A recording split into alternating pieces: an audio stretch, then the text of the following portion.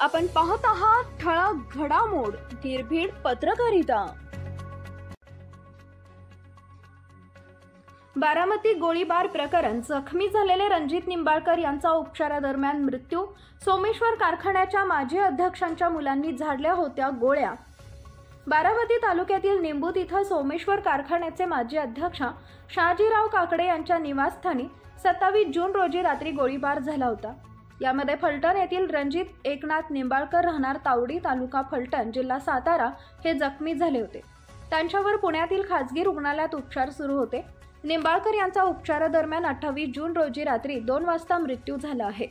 या प्रकरणी वडगाव निंबाळकर पोलीस ठाण्यात गौरव शहाजीराव काकडे यांच्यासह 3 अनोळखी तरुणांवर गुन्हा दाखल करण्यात आला आहे।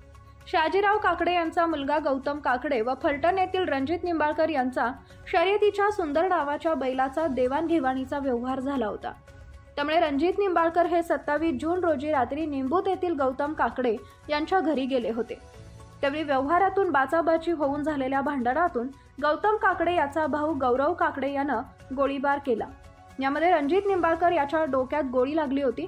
जखमी झालेल्या निंबाळकर यांना उपचारासाठी पुण्यात दाखल केले होते, मात्र उपचारादरम्यान त्यांचा मृत्यू झाला। नेमकं काय घडलं? अंकिता निंबाळकर यांनी दिलेल्या फिर्यादीनुसार 1 वर्षापूर्वी सर्जा हा बैल निंबूत येथील गौतम काकडे यांच्याकडून 61 लाख रुपयांना रणजित निंबाळकर यांनी विकत घेतला होता।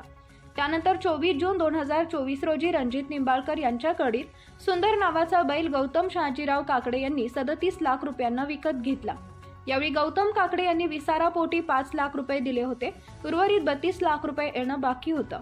दरम्यान व्यवहार झाला त्याच दिवशी गौतम काकडे यांनी सुंदर हा बैल खटाव तालुक्यातील बुध येथून त्यांच्या घरी निंबूतला नेला। उर्वरित पैसे आणण्यासाठी रणजित निंबाळकर गेले असता त्यांच्यात वाद झाला आणि त्यावरून आरोपींनी गोळीबार केला। यामध्ये रणजित निंबाळकर गंभीर जखमी झाले असून त्यांना पुण्यातील खासगी रुग्णालयात उपचारासाठी दाखल करण्यात आले होते। पुढील तपास पोलीस करत आहेत।